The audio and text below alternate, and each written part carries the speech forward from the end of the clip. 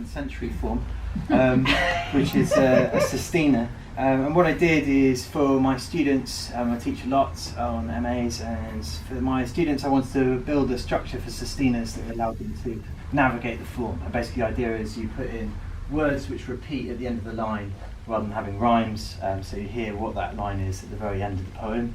And in order to demonstrate it, I took Arnold Schwarzenegger's oeuvre and put some of Arnold Schwarzenegger's oeuvre into my sestina structure for them to play with. Arnie's Poetica.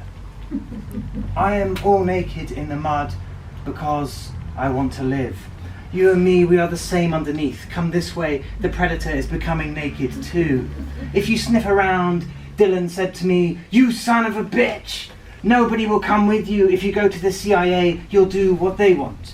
Do whatever those dickwads want. I don't want to be pushing pencils. I want to live. I am the worst person to sit behind a desk with, the kids at home and the cookies. Come on, queuing at the toy store. You've got to be kidding me. All the time I am in the HR room. If you come near me, I will erase you. Stick around if you want. Okay, everybody chill. Do what the boss wants. If that doesn't work, I say, you are not you. You are me. I want to time travel, a Turbo Man, motorbikes, to live. Find out what killed the dinosaurs. The Ice Age. Come on, I used to say to Bennett, like old times. You will come with. We'll party with the bad guys and the rockets I kill them with. Like an earthquake. See you at the party, Richter. It's for you. It's your mother calling. But it's really me. T800. Come home. The cops ask too many questions. What do you want? It is not a tumour. There is no bathroom. I want to live. We're going to play a wonderful game, you and me. Here is your money. Now, where is my daughter? Tell me. Ha ha ha ha ha ha ha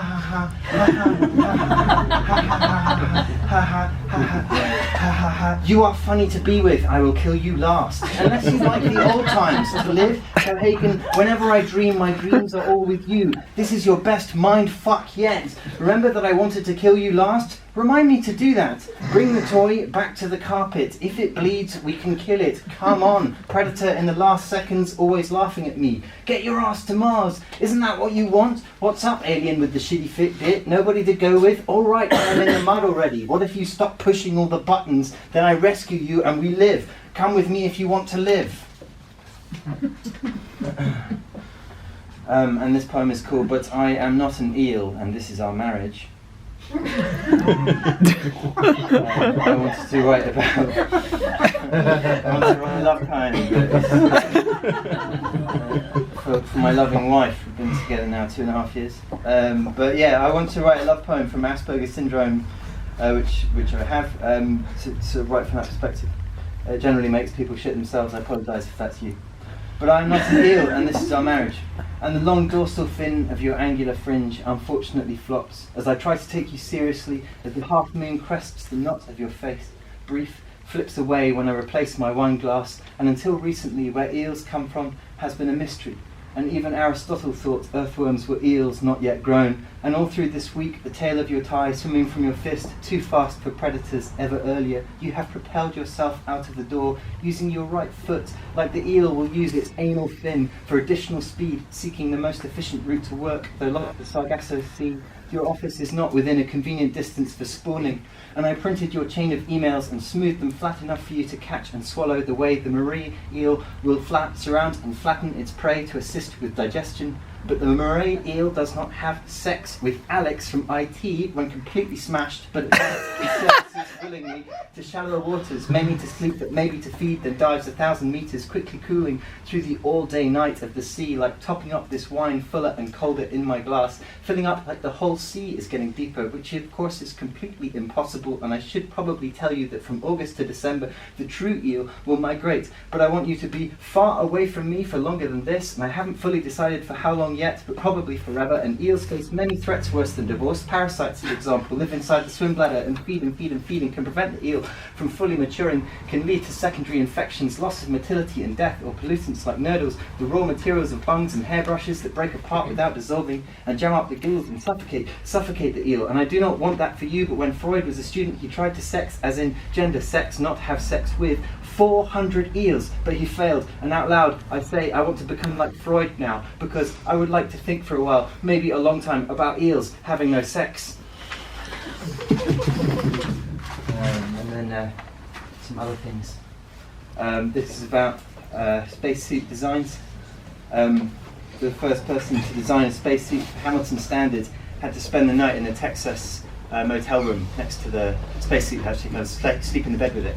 And his daughter took it into a kind of bring your dad to work day, and she was so small that the spacesuit helmet came up to her waist. Things to consider before your first spacewalk. When you want to burst into bits, that's what they call it, space exposure. In 14 seconds, you pass out from oxygen loss. You're able to see the Earth. It is so unaffordable, so hard to act without your lungs. Beyond the cold, the spiralling Milky Way, you will outgrow the size of yourself. The dropping dark lights the way home. One night is as long as a lesson in biology. What goes up must keep going up. A flipped lid can be a deadly weapon. When there's nothing to hold on to, there is nothing to hold on to. And then I saw an incredible artist who left her work taped to my fridge. This is for Emily. She's 5. Art was incredible. I thought I'd write an earnest, ekphrastic poem about her work. It is called Quick. Emily has sellotaped all of us to the fridge again. Your butterfly, pink and big as the number 35 bus, nosedives, wings squiggled out, its antennae sort of bursting into what used to be this portrait of your friend at school, Eddie, who's become a scribbled out cloud. All we can see of his hand salutes like Wile E. Coyote in a fizzle of smoke and a drop. A crease in the paper, Flossie, the neighbour's pitbull, grins at his new bone the size of a telephone box in the park. We must savour the anticipation of its burial, as you, our artist, is eager to chromatically intensify the scene before nunny ice cream. Your mother and your sister and you and I smile the way 4 tipped plates of spaghetti might smile. And look just how superbly happy we are as the gargantuan butterfly of death plummets towards the entire family. Even now, in the face of disaster, we've taken a moment to be British and face the same way and say cheese as the sun, 92 million miles closer to the Earth, engulfs 1/4 of the sky, and we're oblivious to the higgledy-piggledy felt-tip dashes of the sun's thermonuclear rays, which will probably incinerate everyone. Utterly transparent cars swerve off Ullswater Road, and it's too late for Eddie the Cloud, and probably for us too. Seconds from the solar paroxysm, the non-figurative representation of your sister is being sucked into space. You have portrayed her here, where she levitates in green, just as a subtectonic bulge in the planet's surface signals the imminent disintegration of all coherence on Earth.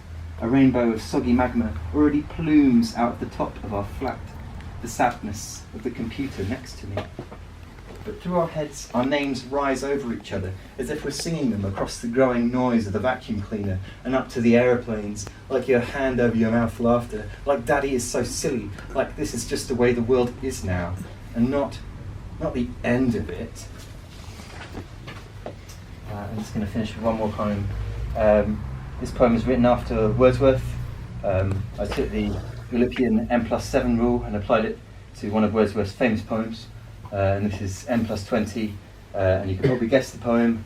I water skied lonely as a clownfish. I water skied lonely as a clownfish that flusters on hijackings of vanishing dreams in hindsight. When all at once I saxophoned to a crow's nest, a hot air balloon of golden daisy chains beside the Lollapalooza beneath the tree of life, fly fishing and dandruffing in the bric-a-brac. Continuous as the stars that show and tell and two-step on the Milky Way, they were strewn in newly-wed lingua franca along the marinated beachfront. 10,000 I saxophoned at a glassworks, tractor beaming their headings in sprightly dandruff. The wax jackets beside them dandruff too, but they outperformed the spawning wax jackets in glissandos. A point of departure could be nothing but geeky in such a Johnny-come-lately compatibility. I gelatinized and gelatinized, but little thought transference on what weather stations the shutdown to me had built in. For oft, when on my local counsellor I lie, when vacuuming or pensive moonwalking, they flight simulator upon that inward eyeshot, which is the blockbuster of soluble antibodies, and then my heat exchanger with plesiosaurs fills and dandruffs with the daisy chains.